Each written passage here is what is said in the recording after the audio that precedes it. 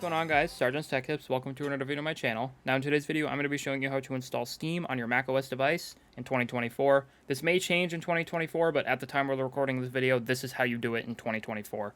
As you can see, it's May 8th, Wednesday, 2024 up here at the top right. So, this is on Apple Silicon. If I go up here to my Apple logo, click About This Mac, as you can see, we are on an M1 MacBook Air. So I'm not 100% sure if all the games are going to be supported, but I do know Steam is supported on Apple Silicon, so you could sit there and mess around with it. But if you are a Silicon user or an Intel Mac user, this is the video for you.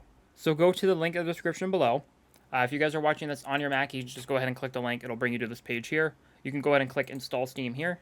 The DMG file is going to pop up here. You can click the folder icon. This will bring you to your downloads folder, or you can just click open or double click it, which is what I do. This window is going to pop up here. All you have to do is drag Steam into the applications folder. Then, as you can see, the applications folder bounced, which means it installed properly. You can go ahead and minimize your browser, close out of it, and then you can go ahead and eject Steam. Then all you got to do is go to your Launchpad. We've got Steam here. It popped up in the games folder for some reason. We can just go ahead and drag that right onto our taskbar and then open Steam. So to open Steam, you need to install Rosetta. Do you want to install it now? Rosetta enables Intel-based features to run on Apple Silicon Macs. Reopening applications after installation is required to start using. This is something I would definitely recommend. That way it'll work. So just go ahead and click install. It's going to find the update. It's going to install.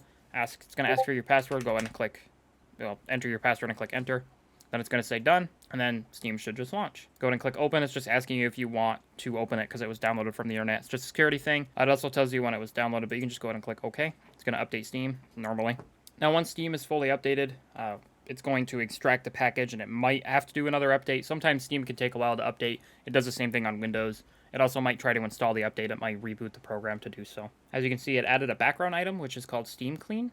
It runs in the background. You can actually turn that off if you don't want that running in the background. As you can see, Steam is working. I did go ahead and log in. As you can see, if we go to my library, you can see that some of these games work and some of them don't. For example, 7 Days to Die does work and DayZ does not, which doesn't really surprise me any, as DayZ's, I don't think it's ever really supported Mac. But that's how you guys install Steam.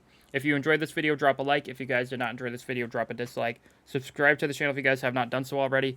And let me know what you guys want to see for future tutorials or just any tech video content, basically. Thank you guys so much for watching. I'll see you guys next video, and peace out.